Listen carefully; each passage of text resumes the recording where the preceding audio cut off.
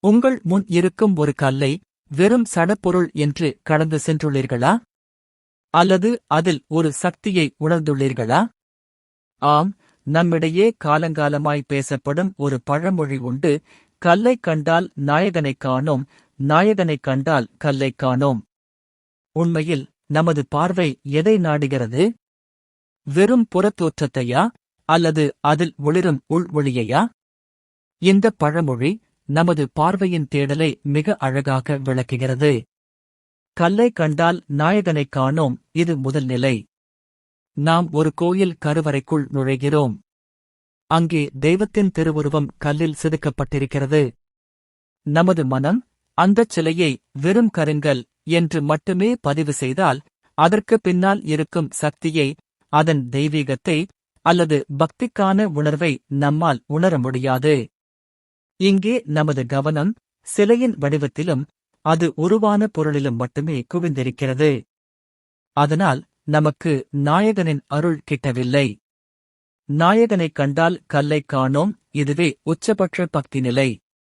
அதே சிலையை பார்த்து நாம் கண்களை மூடி அல்லது திறந்த நிலையில் அது நமக்கு கருணை காட்ட வந்த கடவுளின் வடிவம் என்று முழுமையாக நம்பி உள்ளம் உருகி வணங்கும் போது என்ன நடக்கிறது?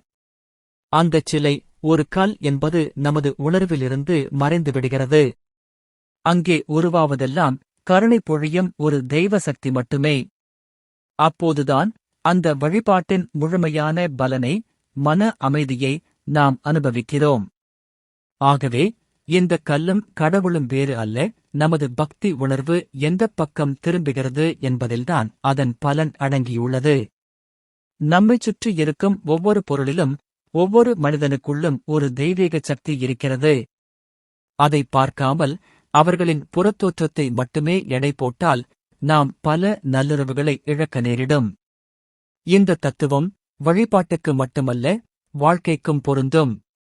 நீங்கள் இன்று பார்க்கவிருக்கும் ஒருவரிடம் அவர் சாதாரண மனிதர் என்பதைக் கடந்து அவருக்குள் இருக்கும் நல்ல உள்ளத்தைக் காண முயலுங்கள். நாயகனைக் காணும் பார்வை நம் வாழ்வில் கல் போன்ற கஷ்டங்களையும் காணாமல் போகச் செய்யும். வாருங்கள், புறத்தோற்றத்தை மறப்போம், உள்ளத்தின் ஒளியைக் காண்போம்.